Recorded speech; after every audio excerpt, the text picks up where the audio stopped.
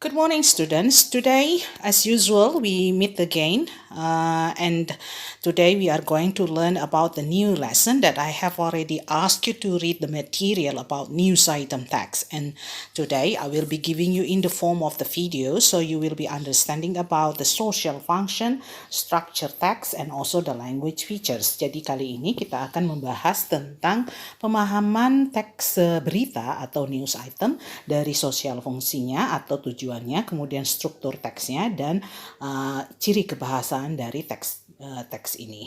Nah, sekarang seperti yang kalian sudah membaca waktu minggu lalu, Ibu meminta kalian untuk memahami kompetensi dasar yang disampaikan dalam bab ini. Di dalam kompetensi dasar ini ada sedikit mengalami perubahan yang berkaitan dengan Permen 37 2018, di mana dalam permen ini kompetensi dasarnya itu mengalami perubahan.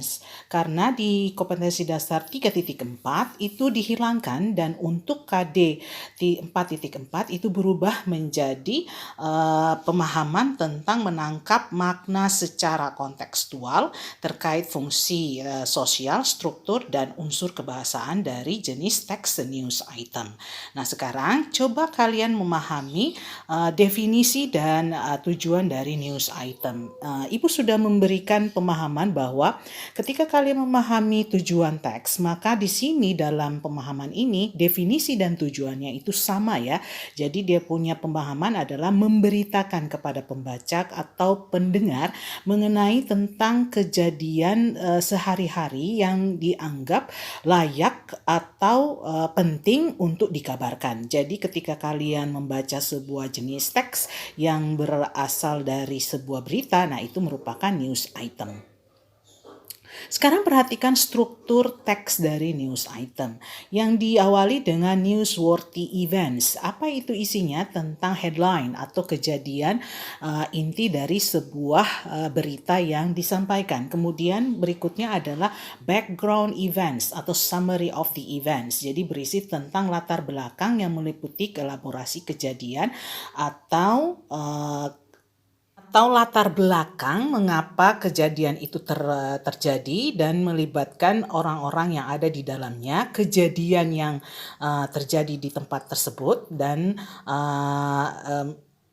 apa saja yang berkaitan dengan materi di dalam news item. Kemudian sumber atau quotes, kutipan dari orang-orang yang berkaitan dengan kejadian tersebut yang meliputi komentar saksi kejadian atau pendapat para ahli yang meliput dari sebuah kejadian yang ada dalam berita itu. Jadi dalam hal ini kalian harus mampu untuk menentukan siapa, bagaimana, di mana, kemudian mengapa, dan apa ya. Jadi ada kata WH questions di dalamnya, ada 5W 1H bisa juga ya, dan 5W yang harus kalian pahami dalam pemahaman news item tags.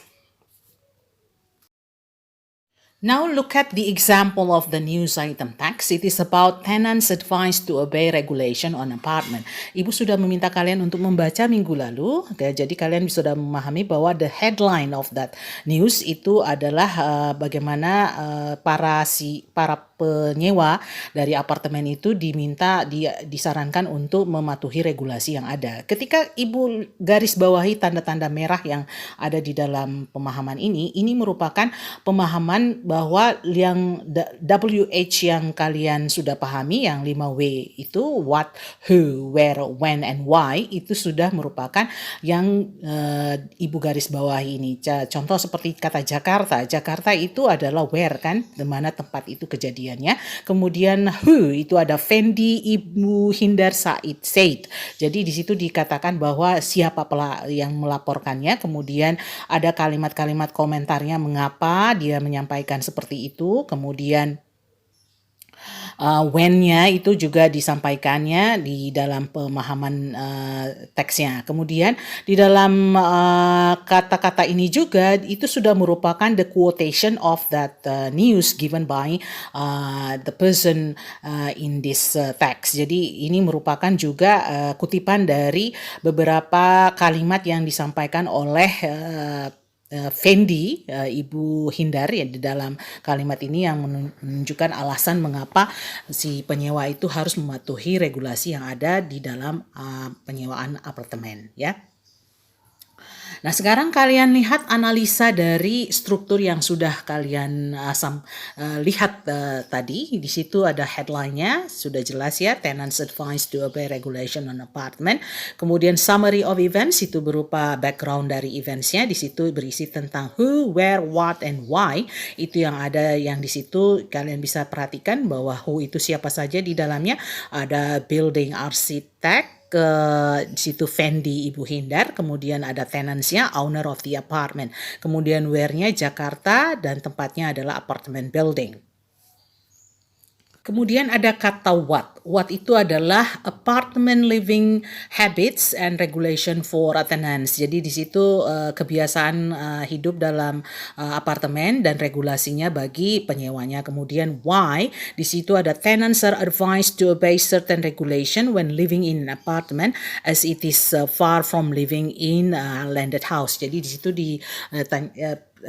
diberikan ada alasan mengapa si penyewa itu harus mematuhi regulasi karena tinggal di seapartemen itu berbeda dengan tinggal di yang bukan apartemen atau rumah biasa. Kemudian ada quotes. Quotes di situ ada tanda kalimat kutipan yang disampaikan dalam teksnya itu. Ibu sudah jelaskan di situ ada beberapa kutipan dari isi di dalam paragraf-paragrafnya dan kalian bisa lihat di situ ada 6 kutipan yang Ibu berikan ya. Jadi kalian bisa memahami apa saja yang disampaikan oleh si berita ini.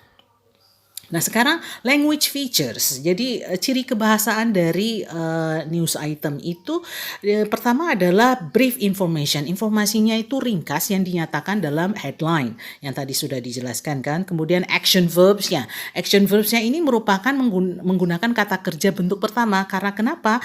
Berita itu sebuah kejadian yang memang terjadi, actual. Jadi dia merupakan kata kerja yang sedang terjadi, berarti menggunakan simple present tense. Kemudian saying verbs. Saying verbs ini kita akan pelajari lebih detailnya nanti dalam pemahaman kalimat langsung dan tidak langsung ya. Mengapa kita harus memahami kalimat langsung dan kalimat tidak langsung atau direct speech itu kalimat langsung dan indirect speech itu tidak langsung? Ketika direct speech itu merupakan kalimat yang menggunakan tanda kutip ya, quotation-nya. Sedangkan indirect speech itu kalimat tidak langsung yang kalimat orang lain yang kita sebutkan kembali. Jadi kalimat itu yang disebut dengan kalimat tidak langsung. Nanti kita akan pelajari lebih detailnya bagaimana dalam membuat kalimat ini. Karena ini sangat bermanfaat ketika kalian menjadi seorang jurnalis ataupun seorang yang membawakan berita. Jadi kalian harus mampu untuk membedakan mana kalimatmu sendiri dan mana kalimatnya orang lain. Kemudian di situ ada kata keterangan. Nah, kenapa harus menggunakan kata keterangan? Karena kita ketika memberikan berita, menyampaikan sebuah berita, ada beberapa lokasi kejadian yang akan kita lakukan, meliput ataupun menyampaikan saat memberikan berita tersebut. Jadi dari sini kalian harus mampu untuk menentukan yang mana kalimat-kalimat yang berkaitan dengan adverbs, saying verbs, kemudian action verbs-nya. Oke, bisa dipahami ya anak-anak ya. Nah, sekarang lihat ada contoh yang berkaitan dengan example of direct and indirect speech. Di sini ada kalimat yang tadi dikutip yang berkaitan dengan kalimat langsung. Di situ many tenants are not ready for apartment living habits. Itu ada kata kutipan baru he said. Kemudian kalimat ini akan mengalami perubahan ketika dia menjadi kalimat tidak langsung. Karena kalimat ini akan kita sampaikan kembali dari kalimat tuturan orang yang aslinya. Jadi kalimatnya menjadi he said that many tenants were not ready for apartment living habits. Jadi kalimat ini berubah menjadi kalimat tidak langsung dan di mana kalimat ini menjadi kalimat yang menggunakan simple past tense. Jadi kalau di directnya itu menggunakan present tense, tapi di kalimat tidak langsungnya menggunakan past tense. Jadi sekarang Do you want to be a news anchor? Jadi kalian bisa lihat di sini ada beberapa picture yang berkaitan dengan pembawa berita. Ketika kalian berkeinginan untuk menjadi seorang pembawa berita, kalian harus mampu untuk membedakan a written and also spoken text. Jadi di mana ada beberapa perubahan yang harus kalian pahami bahwa written itu berbeda dengan spoken text ya. Nah, sekarang ketika kalian sudah memahami dan ada beberapa tips untuk menjadi seorang pembawa berita news anchor ya. Contoh kalimatnya yang disampaikan di situ, Good afternoon Indonesia, good afternoon Jakarta. It is a sunny day 5th March 2016. This is Agnes serving you the most leading news of the hour. Jadi itu pembuka ya. Jadi kalau kalian membawakan berita, ada tips-tipsnya yang harus kalian pahami. Di situ yang pertama adalah punya kebiasaan untuk membaca. Kenapa harus memiliki kebiasaan membaca? Karena seorang pembawa berita harus punya wawasan yang luas ya. Saat dia memberikan beritanya, dia bisa menimpali atau memberikan pemahaman-pemahaman yang berkaitan dengan berita yang dia baca. Kemudian have a good articulation and intonation, memiliki artikulasi yang jelas dan intonasi yang jelas. Jadi jangan juga terlalu cepat ketika kita membaca ya. Ya, jadi kalau seumpama ibu membaca cepat seperti ini ya, ibu bukan membawakan berita ya.